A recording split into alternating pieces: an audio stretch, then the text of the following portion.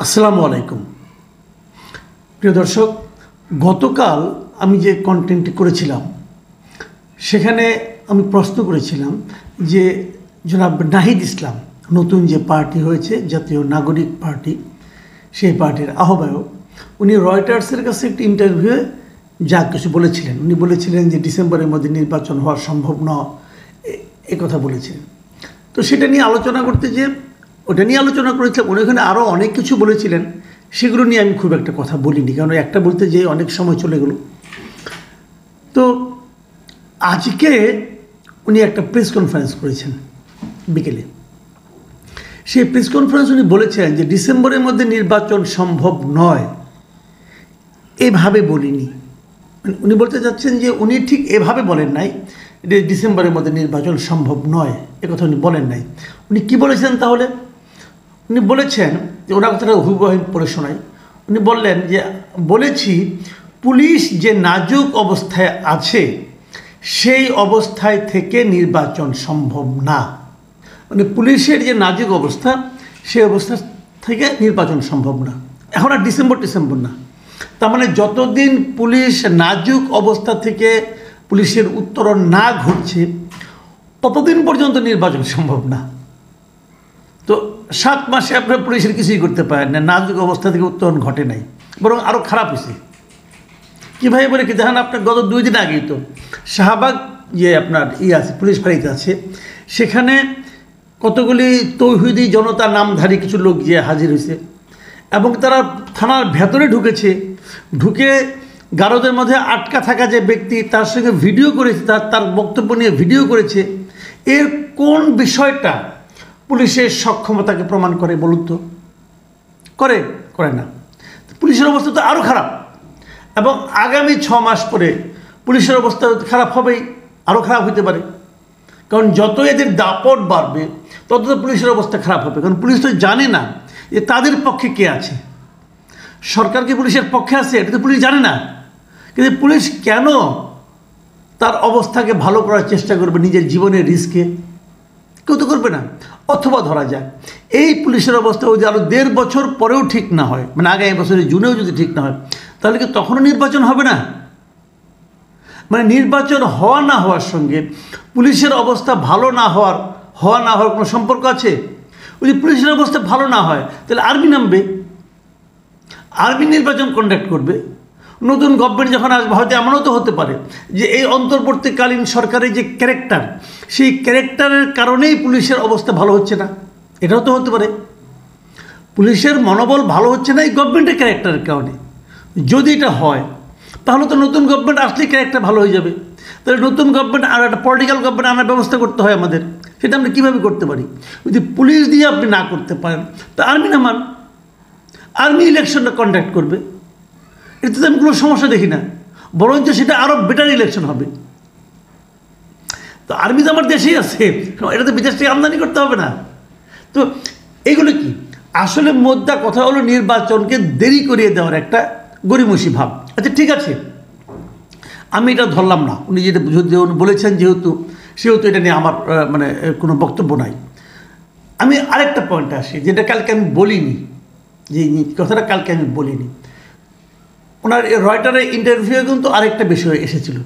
সেই বিষয়টা হলো উনি বলেছিলেন যে কিছু ধনী মানুষ আমাদেরকে অর্থ সাহায্য করছে, সেটা দিয়ে তারা করবে। এবং তারপরে আরও বলেছিল যে আমরা গণ সহযোগিতা নেব, মানুষের কাছ থেকে গণ চাঁদা যেটাকে বলা হয়, ক্রাউড ফান্ডিং যেটাকে ইংরেজিতে বলা হয়, তার মাধ্যমেও আমরা আমাদের অর্থ সংগ্রহ করার চেষ্টা করছি। এটা কিন্তু কালকে তিনি বলেছিলেন। ওইটার ব্যাপারেও উনি কী বলেছিলেন ওটা আমি আর এখন বিভিন্ন পত্রপত্রিকা যেটা পেয়েছি সেটা আর পড়ে শোনাচ্ছি না।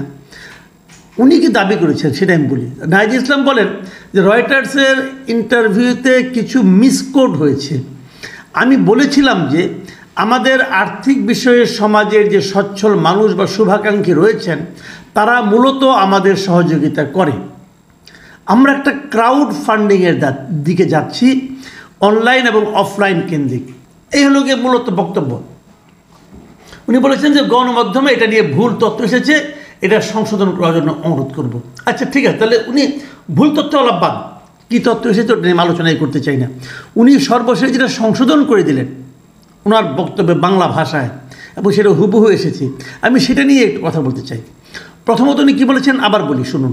আমাদের আর্থিক বিষয়ে সমাজের যে সচ্ছল মানুষ বা শুভাকাঙ্ক্ষী রয়েছেন, তারা মূলত, মাথায় রাখবেন, মূলত আমাদের সহযোগিতা করে।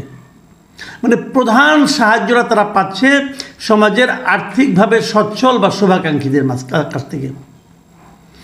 যারা আর্থিক এবং তাদের শুভাকাঙ্ক্ষী, তাদের কাছ থেকে যে অর্থটা পায়, এটাই তাদের প্রধান আয়ের উৎস।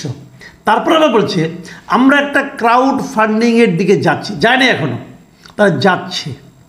মানে ক্রাউড ফান্ডিং মানে কি? গণচাঁদা। সাধারণ মানুষকে বলবে আপনারা আমাদের টাকা দেন, আমরা দল চালাবো। অনলাইনে হতে পারে, বিকাশে হতে পারে, নগদে হতে পারে, যে যেভাবে পারে তাদেরকে টাকা দিবে। এই একটা পদ্ধতি হতে পারে। ওনারা ওদিকে যাচ্ছেন মানে কি? ভবিষ্যৎকাল, এখনও যাননি। তার মানে এখন পর্যন্ত তারা যা কিছু করেছেন সেটা সেই সমাজের সচ্ছল মানুষ বা শুভাকাঙ্ক্ষী তাদের কাছ থেকে পেয়েছেন, এবং আগামীতেও মূলত এরাই দেবেন। এই জায়গাটাতেই আমার প্রশ্ন, কারা আপনাদের শুভাকাঙ্ক্ষী? কারা সেই সচ্ছল মানুষেরা? আমরা বিগত সরকারের সময় দেখেছি যে বিভিন্ন ব্যবসায়ীরা, যারা নাকি আগের সরকারের কাছ থেকে সুবিধাভোগী ছিল, তারা সেই সরকারের পদলেহন করত।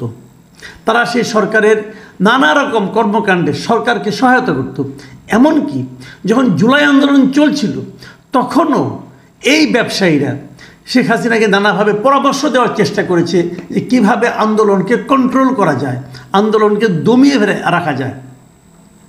সেই পরামর্শ কিন্তু এই ব্যবসায়ীরা দিয়েছিল। তাদের বিপুল অর্থ তারা সরকারের সহযোগিতায়, সরকারের আশকারায় ব্যবসার নামে লুণ্ঠন করেছে।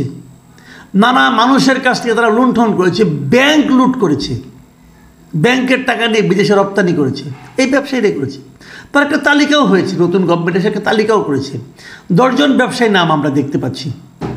যে 10 জন ব্যবসায়ী, বেক্সিমকো আছে, বসুন্ধরা আছে, ওরিয়ন গ্রুপ আছে, সামিট গ্রুপ আছে, এরকম আরও নাবিল গ্রুপ আছে, এরকম 10টা কোম্পানি আছে তাদের নাম, যারা নাকি মানে শিরোমণি, মানে দুর্বৃত্তের পনার মাথায় শীর্ষস্থানে অবস্থান করছে এই 10টা প্রতিষ্ঠান। এখন আমি নাহিদ ইসলামকে বলব, বুকে হাত দিয়ে বলুন, এই 10টার কারো কাছে কি আপনার কাছ থেকে আপনারা জানেন টাকা নেন নাই? এই 10টার কেউ কি আপনাদের শুভাকাঙ্ক্ষী আছে? আপনি বলবেন নাই। আমি আপনার কথা বিশ্বাস করব না। কেন করব না? এই কারণে, বিভিন্ন কারণ আছে বিশ্বাস না করার। আমি ওই কারণগুলিতে যাচ্ছি না। আমি আপনাকে বলবো যে আমি আপনার কথা বিশ্বাস করব তখন যখন আপনি সমস্ত শুভাকাঙ্ক্ষীদের নাম ঘোষণা করবেন, নাম প্রকাশ করবেন। আপনি বলুন আপনাদের শুভাকাঙ্ক্ষী কারা, নাম বলতে অসুবিধাটা কি? তারা তো এই দেশেরই লোক। যদি তারা বিদেশের লোক হয়, যদি ইন্ডিয়ার লোক হয়, তাহলে আমি বলবো যে আপনি ইন্ডিয়ার টাকায় করতেছেন, পলিটিক্স করতেছেন। যদি পাকিস্তানের লোক হয়, বলবো আপনি পাকিস্তানের টাকায় পলিটিক্স করতেছেন। যদি ট্রাম্পের লোক হয়, তো বলবো ট্রাম্পের টাকায় আপনি পলিটিক্স করতেছেন। যদি বসুন্ধরার তো আমাদের থাকে, তাহলে আমি বলবো আপনি বসুন্ধরার টাকায় পলিটিক্স করতেছেন। বলতে পারবো না? পারবো। আমি জিনিসটা বলতে চাই, আপনি বলুন যে কারা আপনাকে টাকা দিচ্ছে, সেই শুভাকাঙ্ক্ষীদের নাম বলুন। কে কত টাকা দিচ্ছে তাও নাম বলুন। সেই টাকাটা কি ব্ল্যাক মানি নাকি হোয়াইট মানি? তাদেরকে আপনি কোনো রসিদ দিয়েছেন? রসিদ দিয়ে চাঁদা নিয়েছেন, নাকি ডান হাতে দিয়েছে বাম হাতে পকেটে ঢুকিয়েছেন, আবার সেখান থেকে দলের জন্য বের করার সময় অর্ধেক পকেটে রেখেছেন, অর্ধেক দলকে দিয়েছেন? কোনটা? এই জিনিসগুলো আমি সন্দেহ করব ভাই। আমি এই দেশের নাগরিক, আমি সন্দেহ করব। আপনাকে যতক্ষণ পর্যন্ত না আপনি নিজের অবস্থানটা পরিষ্কার না, আপনি পরিষ্কার করার লোক, আপনি তো আপনার নিজের ইনকামের কথা পরিষ্কারভাবে বলেছেন, আপনি আপনার ব্যাংক অ্যাকাউন্টের কথা বলেছেন, আপনি আপনার ফ্যামিলির কথা বলেছেন, তো আপনি আপনার দলের কথা বলতে পারবেন না কেন? বলেন। আমরা শুনতে চাই, আমরা আপনাকে ভালোবাসতে চাই, আমাদের সেই ভালোবাসার সুযোগটা করে দেন। আপনি ট্রান্সপারেন্ট হন। ট্রান্সপারেন্ট হলে এক লাফে আপনার দলের জনপ্রিয়তা অনেক দূর এগিয়ে যাবে।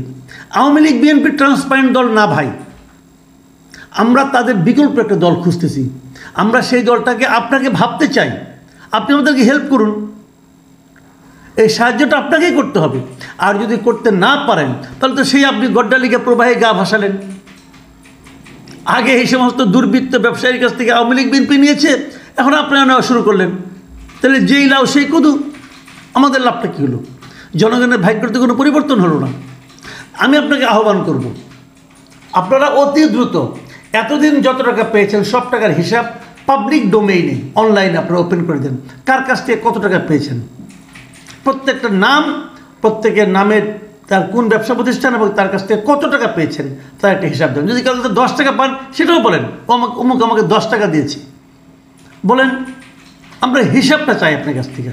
আপনি কয় টাকা তুলেছেন, কয় টাকা খরচ করেছেন, অথবা কয় টাকা আপনার লোকজন মেরে দিয়েছে সেটাও আমি জানতে চাই। প্রিয় দর্শক, নতুন দলের কাছে আমাদের চাহিদা সবসময় বেশি থাকবে। নতুন দলের কাছে আমাদের প্রত্যাশা নতুন প্রত্যাশাই থাকবে। সেই নতুন প্রত্যাশা যদি নতুন দল না মেটাতে পারে, তাহলে নতুন দলের সঙ্গে পুরাতন দলের কী পার্থক্য রইল? আল্লাহ হাফিজ।